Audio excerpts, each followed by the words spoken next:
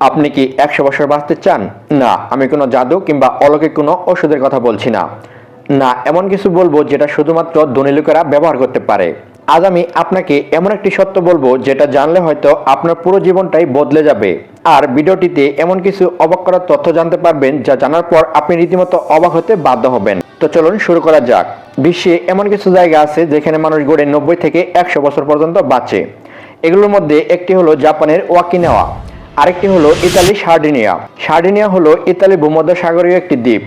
Sardinia ইতালির মূল ভূখণ্ডের পশ্চিমে ভূমধ্যসাগরের মাঝখানে অবস্থিত। এর চারপাশে রয়েছে টিরেনিয়ান সাগর। দ্বীপটির আকার প্রায় 270 কিলোমিটার লম্বা এবং এখানে প্রায় 16 লক্ষ লোক বসবাস করে। ওকিনাওয়া ও সার্ডিনিয়া এই দুইটি জায়গায় 100 বছর বয়সী মানুষের সংখ্যা অস্বাভাবিকভাবে বেশি। তাহলে তারা কি প্রতিদিন দামি ভিটামিন খায়? উত্তর হলো না। তারা কি জিমে ঘন্টার পর ঘন্টা সময় কাটায়? না।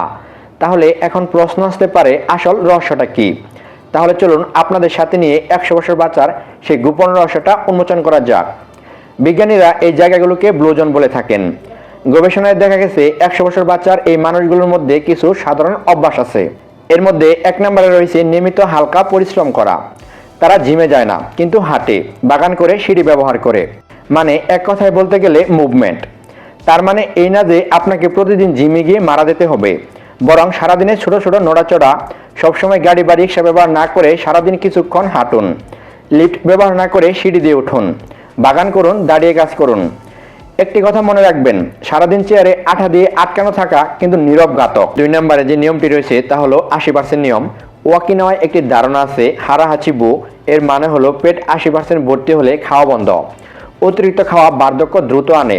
American National Institute on Aging এর গবেষণা বলছে ক্যালোরি কমানো বার্ধক্য প্রক্রিয়াকে ধীর করে দেয়। সহজ ভাষায় যদি বলি, একটু কম খেলে আপনার কোষগুলো দীর্ঘস্থায়ী হয়।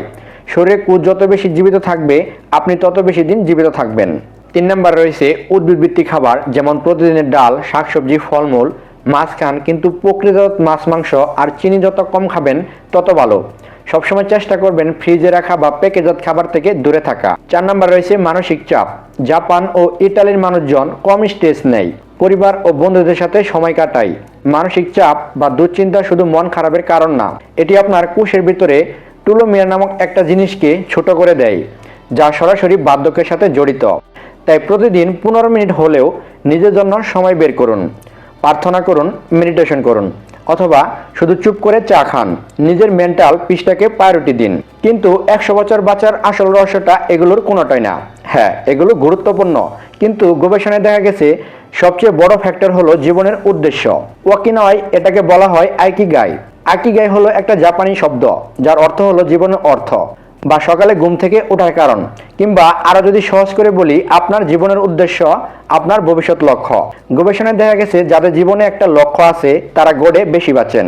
আর আপনার জীবনের লক্ষ্য হতে পারে আপনার সন্তান, আপনার বাগান, আপনার লেখালেখি, অথবা সমাজসেবা, ভালো চাকরি কিংবা ব্যবসা, ইত্যাদি ইত্যাদি।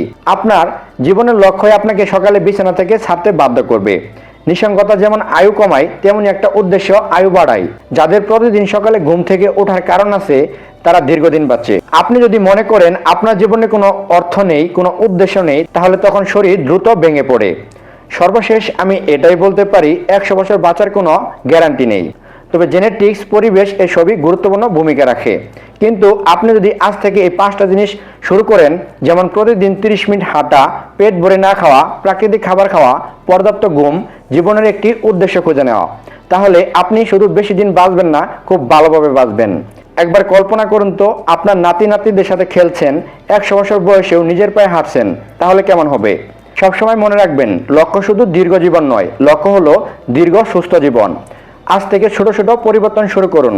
100 বছর বাঁচার গোপন উপায় কোনো রহস্য নয়, এটা একটা জীবনধারা।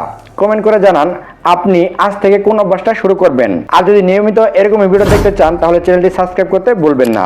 তো দেখা হবে পরবর্তী কোনো ভিডিওতে। সে পর্যন্ত সবাই ভালো থাকুন, সুস্থ থাকুন। Tata, good bye.